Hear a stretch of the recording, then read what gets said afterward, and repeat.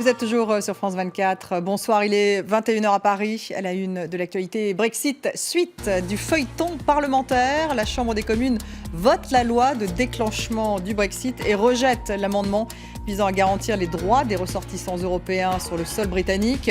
Du côté des Écossais, la Première ministre Nicola Sturgeon va demander un nouveau référendum d'indépendance. À Paris, 43 ans après l'attentat du drugstore Publicis Saint-Germain, s'ouvre le procès d'Ilich Ramirez Sanchez, dit Carlos, figure du terrorisme des années 70-80. Le Vénézuélien sera jugé pendant 3 semaines par une cour d'assises spécialement composée de magistrats. Enfin, les tensions sont encore vives entre la Turquie et les Pays-Bas après l'interdiction par les Néerlandais de l'atterrissage de l'avion du ministre turc des Affaires étrangères à Rotterdam ce week-end. L'Union européenne a appelé Ankara à s'abstenir de toute déclaration excessive qui risquerait d'exacerber encore la situation. Un ministre turc a évoqué un réexamen du pacte sur la lutte contre l'immigration conclu entre la Turquie et l'Europe.